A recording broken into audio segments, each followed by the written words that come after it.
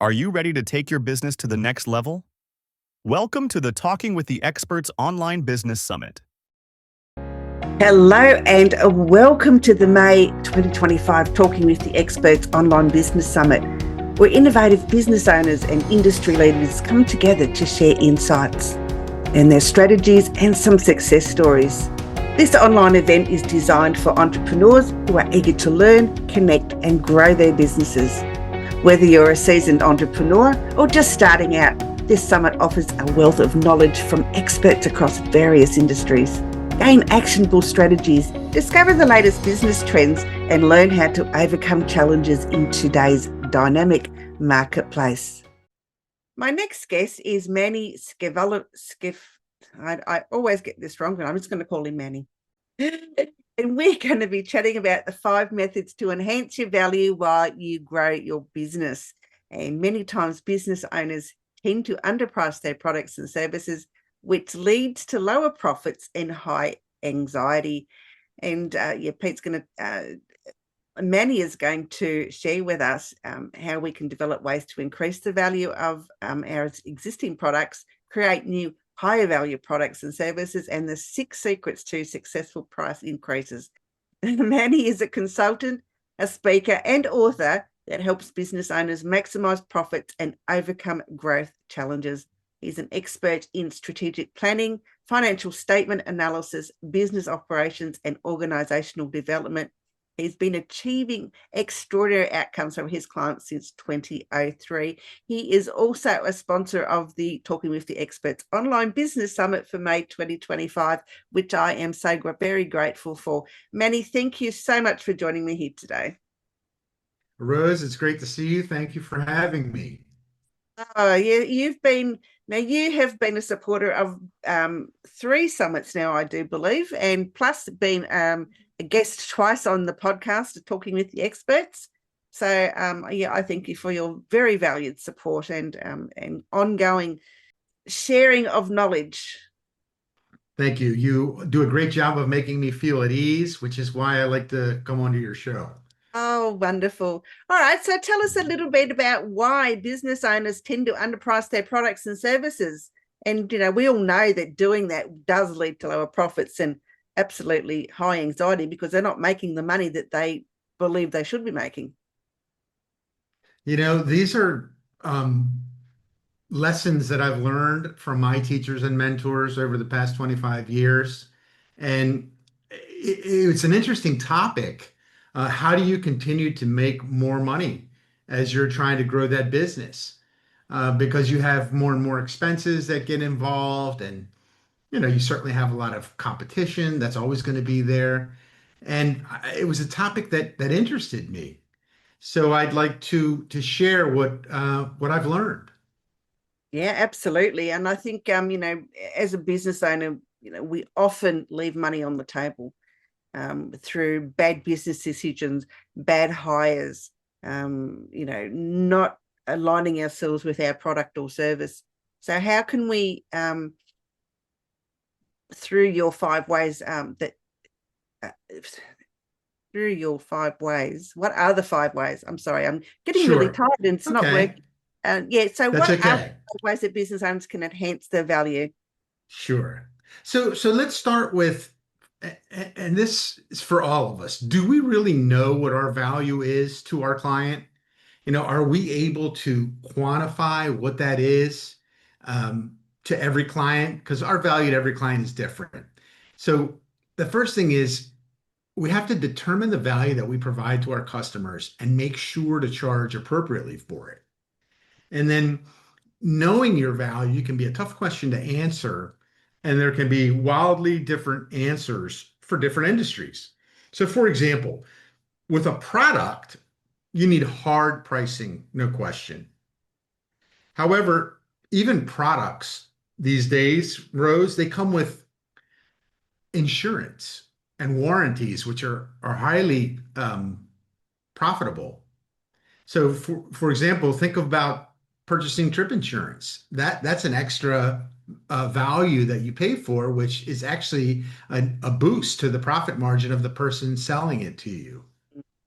So the most important thing is that you figure this out as quickly as possible and make sure to charge appropriately. And to your point, Rose, because you hit the nail on the head, if you don't, you risk leaving money on the table that you're never going to be able to get back. Mm. And that's money that could be used to fulfill your dreams. So let's talk about, again, those five methods that my teachers and mentors taught me over time. And that first one is don't underprice your product or service because you don't have the confidence to ask for your value. Mm. So you have to get comfortable asking for your value the same way you got comfortable asking for the business.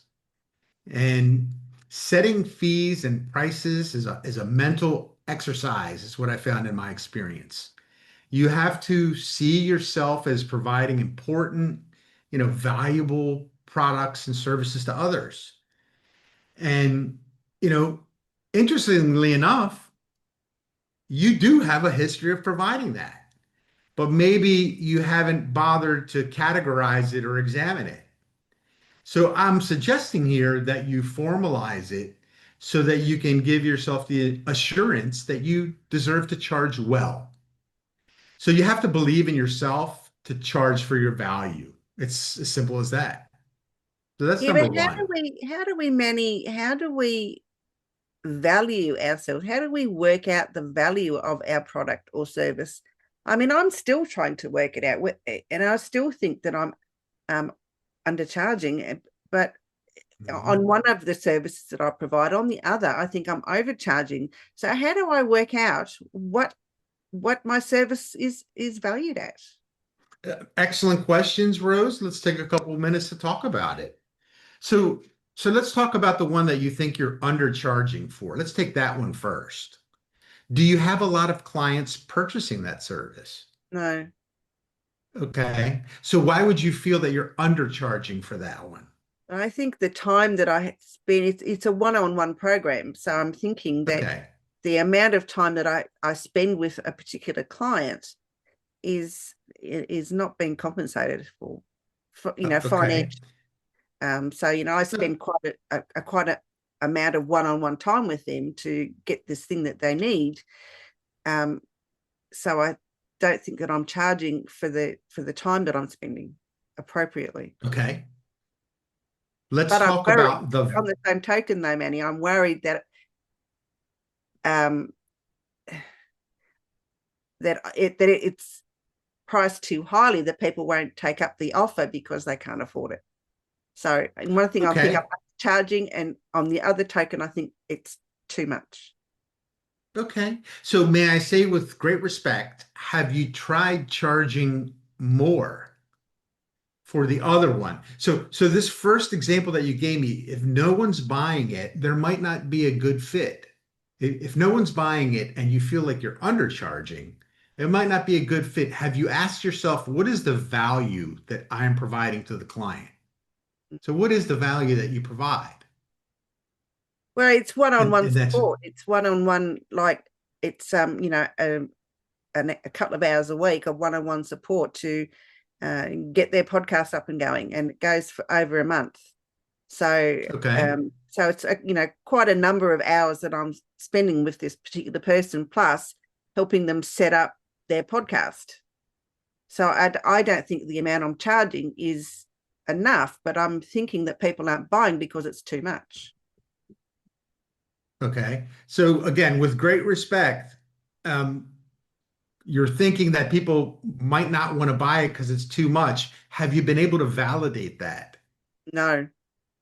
Okay. So that would be the first place to start. There's no hard or fast answer or like straight answer that I can give you. Every case is different.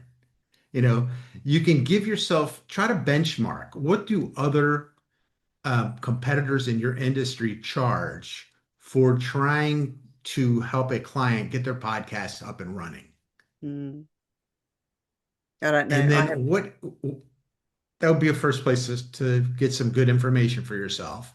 And then what is the value that you're providing? So, for example, if you help me to set up a podcast and that podcast could bring me either A, leads for clients that are looking for my service, and my average service is 2,500 a month. If if we took one client over the course of a year, that's 30,000. On a 10-to-1 return divided by 10, you could easily charge $3,000 because you can prove to me, Manny, if your average sale is 2,500 and you keep a client for a year, you can easily show me it's 30,000 and show me that if I invest $3,000 with you, I'm going to earn a 10-to-1 return. You don't need to do 10-to-1. You can do 5-to-1, as I'm going to explain a little further down. So again, I don't feel like I've given you a direct answer because there's a lot of questions that we need to answer. Um, and you need to try some different things. So I don't even feel like I've got my pricing down, and I've had my business for 25 years, just to Mm, give you an example. There's different values. Some people are like, what can Manny Skevofilax do for me? He's not valuable. And then other people, when I come in there and show them how to, for example, increase their profits, they think I'm the greatest thing since sliced bread. So there is a wide disparity. mm. It's subjective, though. It can be subjective. Totally, totally. But the main thing is to figure out what you believe the value to be that you're providing. If somebody comes over to cut the grass at your house, what is the value add? Well, I don't have to do Are it. you right? So can somebody come over and charge you $1,000 to cut the grass at your house? Oh, absolutely Right? not. Probably not. Why? Because you're not giving $1,000 worth of value to that exercise. Mm, So it's different when we look at the grass cutting, although that's important, the value is not ascribed to that. As mm, opposed to Rose setting me up with a podcast that I could drive tens of thousands of dollars of revenue, that may be something that I ascribe more value to. But you have to ask those questions. good point. All right. I'll do a bit more research. All right. All right. The second one is, and this one is very important. As you make sales to similar sized companies, start building your confidence and then dedicate a portion of your sales and marketing efforts to larger companies. And I'd like to give you an example. I had clients that were trying to send, you know, 30 and $40,000 proposals to companies that were probably doing about $1 million a year in revenue, which they thought that my clients thought that that was great. And then I shared the math with them. So you're going to this customer that does $1 million in revenue. I did some basic math. That client might be netting 10% of that million pre-tax, which is about 100,000. They're going to have to pay taxes on it. So they might be left with, let's just say 60 in the United States. And you're going to them with a $40,000 proposal. They can't afford that. So go up market, go to a larger company that is doing $4 or $5 million in revenue that could find value in your service and be able to afford and gladly pay $40,000. So there was a lot of, you don't have to keep staying with the smaller companies. You go to the larger companies because they have the larger budgets. And not only will that make you more profit, it will also boost your confidence. Mm, All right. The third one is a little bit challenging to do. But as you grow your business, you should try to focus on creating more value for your customers because more value will translate into more profits. And this is a mistake that I've made over the years, and I've gotten a little better at it, but most customers know what they want. I would always just immediately listen to what the customer wants and not dig further. So most customers know what they want, but they don't always realize what they need. So what the people want is usually a commodity, which is like getting the grass cut is a commodity, right? Or getting gas in your car. And that's subject to price competition because some people are going to want the cheapest guy to come over to cut the grass, and you're going to want to go to the cheapest gas station to get your fuel. So another example that's subject to price competition is an airline seat, buying a refrigerator, getting your taxes completed, things like that. But when you talk to your customer and you introduce an unforeseen need, there's no longer price competition because your offer is now one of uniqueness.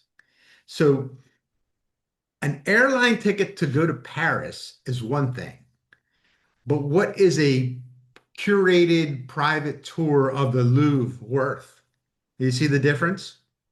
A Yes. pool pump and heater is one thing for your swimming pool. But what if you could control that from anywhere in the world on your smartphone? So you see the added value? So your mission is to find other areas where your products and services could command higher value. So it's not that difficult if you refuse to settle for the same old, and don't just respond to what the customer wants. So in your case, we would have to dig in and say, what is some additional value that could be provided to the customer by implementing Rose Davidson's um, podcast creation service?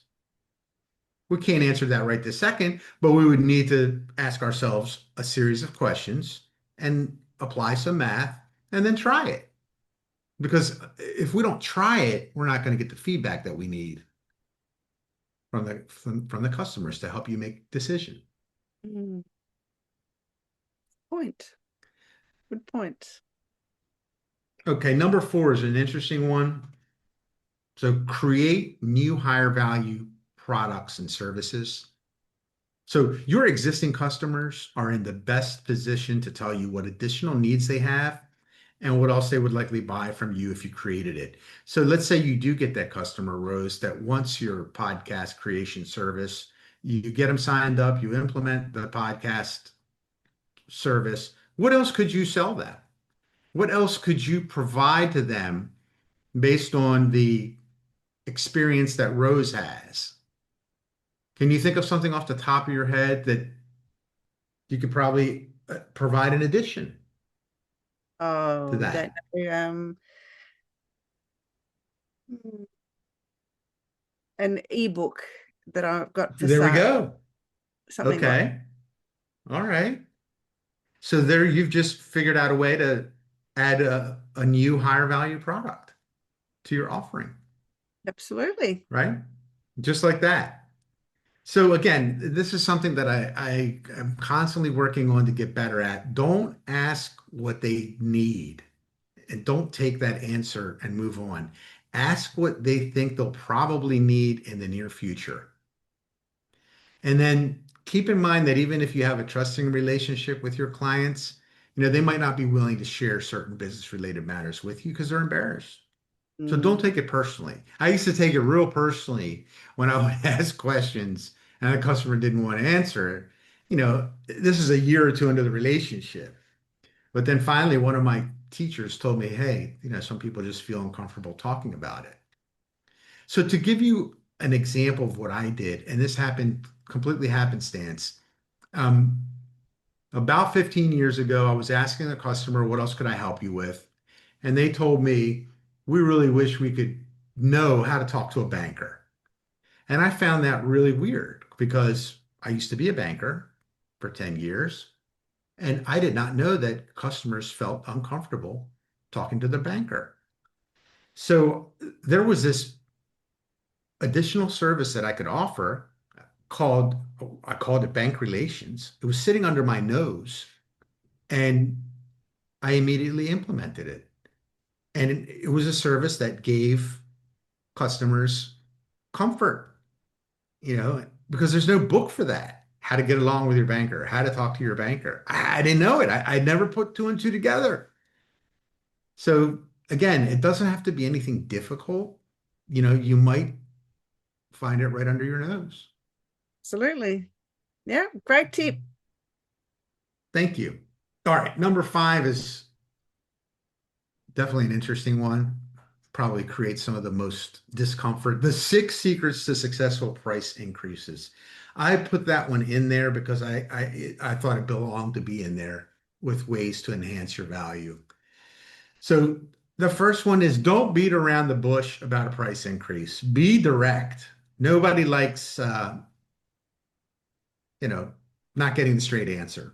Costs are going up all the time, especially in today's economic environment. We're finally seeing a lot of costs increase. So just be direct about it. That's going to be the first one. The second one is if you still can't get comfortable talking to your existing clients about a price increase, then don't do it. Only increase prices or raise the prices for your new clients. The third one, and this is something that I saw, and I see a lot of accounting firms do it and law firms, they just send a letter out. They insert an annual price increase sentence into the engagement letter right from the beginning. It just says down in the pricing that, blah, blah, blah, whatever our rate is or our fixed fee. And then every year on the anniversary date, it'll go up by this much. I thought that was interesting. The fourth one, be keenly aware of the timing of your price increase. If you are having a problem with a client and it's not going so well, that would not be the time to try to bring on a price increase, right? Sounds simple, but you'd be surprised at how many people make this, unintended mistake. And then this one might be one of the most important ones. Never make your client feel that they're getting less from you as you're increasing your price. Always make them feel like they're getting the best deal. And this will take time. Some people are more confident than others. I've had to work on it. So always um, make them feel that you are providing extra value along with the price increase. You have to do it in your own little way. We call that shrinkflation here. Yes. And then this one was taught to me. This is an old one. I mean, it's been out in the public forever. One of my mentors taught me, never sit down at the negotiating table unless you're willing to get up and walk away empty-handed. So if Rose is my client and I want to go discuss a price increase and I'm not so sure she's going to go for it, right? I can either choose to not do it because she's an existing client, or I can go negotiate with her because maybe she makes my life miserable and I need to raise my price. Well, if I'm going to go sit down with her, I need to be prepared to get up and walk away empty-handed. So those Yeah, are the secrets.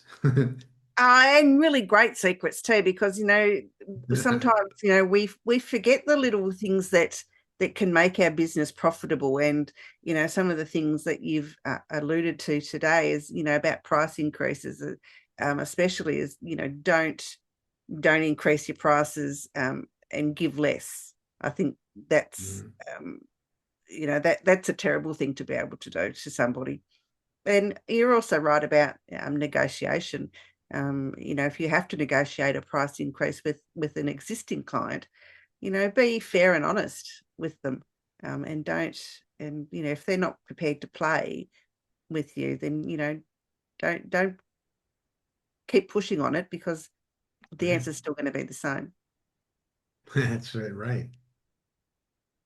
Now, Manny, have what other things should we be aware of about enhancing our values while we grow our business?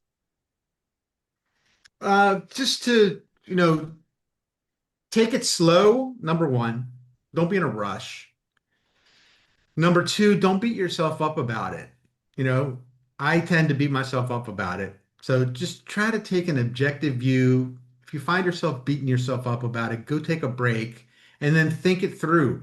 How do you feel when someone is coming to sell you something? When someone is trying to raise a price? Put yourself in those shoes and it'll help make the exercise a whole lot easier. Absolutely. Now, Manny is available if you want to reach out to him at portalcfo.com, and he's on LinkedIn as Manny Skev. Pronounce your last name for me, please, Manny. Skevofilax. Thank you very much. You're welcome.